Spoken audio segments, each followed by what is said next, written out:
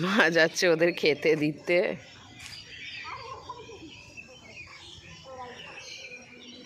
ওকে তাহলে ওদের মাকে আলাদা একটু দেয় কিছু, ও বাচ্চাগুলো খেয়ে নিল। ও বাচ্চাদের খাওয়ায়, দেখো নিজে এসছে বলছে এবার আমাকে দাও, আমার বাচ্চারা খেলো।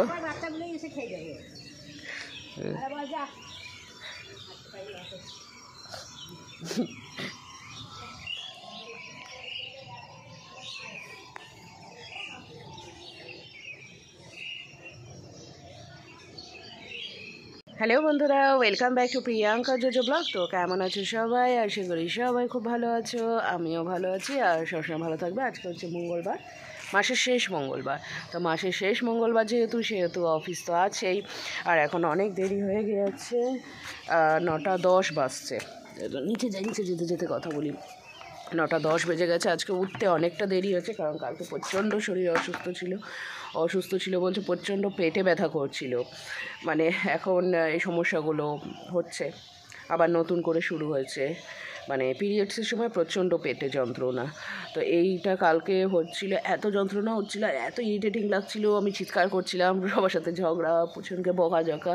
তো যাই হোক, কালকে রাত্রে প্রচণ্ড পেটে ব্যথা ছিল। পুচন সকালবেলা এই রাত্রিবেলা বিছানা করে দিয়েছে। এখন প্রত্যেক দিন পুচনই বিছানা করে রাত্রিবেলা।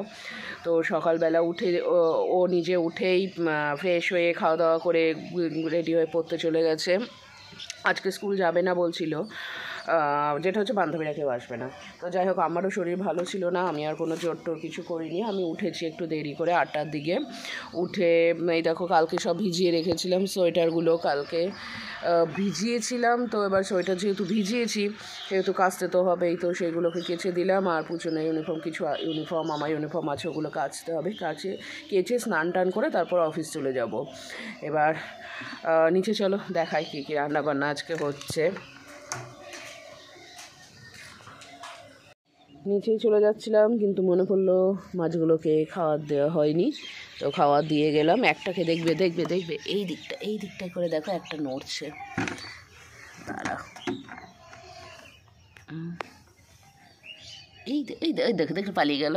একটা ওকে দেখেছি, ওরা বেলা বাড়লে যখন রোদ ওঠে না, তখন বাইরে বেরিয়ে আসে, জানো, বাইরে দিয়ে দেখা যায়। এটাকে আমি এসেই দেখেছি, আমাকে দেখা দিয়েছে। এই তলায় আছে, এই দিকটা করে আছে, টুকটুক করে পালিয়ে যাচ্ছে।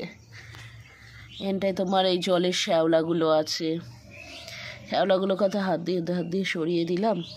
এই তলায় ঢুকে আছে সব, কোথায় আছে কে জানে। আমি তো টোটালে 5টা এনেছিলাম, 5জনকে এনেছিলাম, এখন কোথায় আছে কে জানে। থাক, জল বেশি ঘাঁটবো না, জলের বাস্তুতন্ত্র তখন প্রবলেম হবে। আর এই দেখো একটা পদ্ম উঠছে, দেখছো, এই যে পদ্ম। বাবা, কই জানি না ওরা কোথায় আছে, তলায় আছে, থাকুক নিজেদের মতন, আর একটু বড় হোক, ছানাপোনা হোক, নিজেরাই বেরিয়ে আসবে। নিচে চলো যাই। আর এই যে এটা পড়ে আসছে, হেঁটে আসছিস?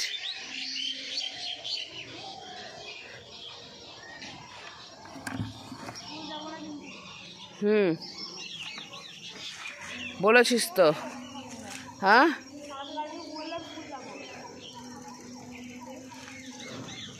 কালকে বলেছিস স্কুল যাবি। দেখ গা, তো ওই চায়ের দোকানে এসছে নাকি, চায়ের দোকানে বসে চা খায়, গিয়ে বলে দিয়ে যাবি না আজকে। বলে দিয়ে। আর এখানে আজকে রান্না বান্না হয়েছে, এখানে আলু সেদ্ধ আছে, এখানে ভাত, এখানে আছে বাঁধাকপির ঘন্টটা তো দেখতে দারুণ হয়েছে। আর এখানে আছে ডাল। যাই, এবার যা গেল, কারেন্ট গেল, মরার বাচ্চা চলে গেল। এখানে মা জল বসিয়েছিল, তো গরম জল, স্নান করবে।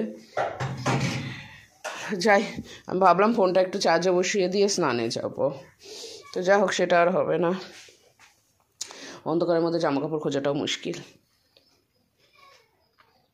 আর কারেন্ট চলে গেছে। হ্যাঁ, কিছুক্ষণ পর কারেন্ট চলে যায় জানো। ঝটপট খেয়ে নি। মা একটু জলের বোতলে জল ভরে দাও না। কি গরম। একটু আগে অফিস থেকে আসলাম, আর অফিস থেকে এসে আমার মেন কাজ থাকে ঘর গোছানো, কারণ ঘরটা এতটা অগোছালো হয়ে থাকে যে কি বলবো। আর অগোছালো দেখলেই আমার কীরকম যেন লাগে, মানে আনইজি ফিল হয়। আগে ঘরের জামা কাপড় যেগুলো ধরো আমি সকালে কেচে গেছি, মা তুলে রেখেছে, সেগুলোকে সুন্দর করে ভাঁজ করে রাখবো, চাদরটা টান টান করবো, তারপরে যেন ঘরটা একটু পরিষ্কার হলো, মানে আমার মনটা যেন একটু শান্তি হলো, নয়তো উস্কুস উস্কুস করে। আর বিছানায় বসার পরে যদি চাদর একটু কুঁচকে যায়, ব্যাস আমার তো আরও অসুবিধে হয়। মানে হয়তো ধরো এমন ঘটনা ঘটেছে, কারো বাড়িতে গেছি, বিছানার চাদরটা একটুখানি ধরো সাইডে উঠে আছে, কুঁচকে আছে, আমি একটু সাইড করে ঠিক করে নিই, কারণ এটা আমার খুব অসুবিধা হয়। রাত্রিবেলা শোয়ার সময় যদি বিছানার চাদর টান না থাকে তো ঘুমই হবে না। তো যাই হোক, এগুলো আমার সমস্যা, আমি জানি না আমার মতন তোমাদের কারো এই সমস্যাগুলো আছে নাকি। মানে যেই জিনিসটা হবে ধরো পারফেক্টভাবে থাকবে, হয়তো পর্দা লাগানো আছে, পর্দাটা পারফেক্টভাবে সোজাভাবে থাকবে, পর্দা একটু এদিক ওদিক বেঁকে চেকে থাকলে আমার খুব অসুবিধা হয়। এগুলো আমি ঠিকঠাক করে নিই। তো এইদিকে দেখো সোয়েটারগুলো আমি এক একটা পরবে, আর এক একটা এরকম টেবিলের ওপর লাট করে রেখে দেবে। তো এইগুলো সব এক একটা একটু করে সব বাড়িতে গুছিয়ে রেখে নিয়ে তারপরে বিছানাটা ঠিকঠাক করে নিয়ে তারপর চলে যাব ফ্রেশ হতে। ফ্রেশ ট্রেশ হয়ে এসে একটু বসবো, বসতে না বসতেই তারপর তো মেয়েকে আনতে যেতে হবে, ওর আবার রাত্রেবেলা টিউশন আছে, আজকে পড়তে চলে গেছে অবশ্য। এই সোয়েটারগুলো যে কেচে দিয়েছিলাম তার মধ্যে তোমার একটা মোটা সোয়েটার ছিল, সেটা শুকায়নি, তবে পাতলা সোয়েটারগুলো দেখছি শুকিয়ে গেছে। তো একটাও পড়ে গেছে, আর একটা এখানটায় আমি ভাঁজ করে রেখে দিলাম, তুলে রেখে দেবো। আর আমার এই সোয়েটারটা সেদিন আমি পিকনিকে পরে গেছিলাম, এটাকে আর কাচিনি, মানে পিকনিকে জাস্ট পরেই গেছিলাম, গিয়ে খুলে রেখে দিয়েছি, আর বাড়ি আসার সময় তারপরে পরেছি। তো এটাকে রোদে দিয়ে, আজকে সারাদিন রোদে ছিল, রোদে দেওয়ার পরে তারপরে এখন সব ভাঁজ টাজ করে একদম তুলে রেখে দেবো। এবার একটু আগে চুল টুলগুলো আঁচড়ে নিই, চুল আঁচড়ে একটা ক্লিপ লাগিয়ে তারপর যাবো বাথরুমে ফ্রেশ হতে।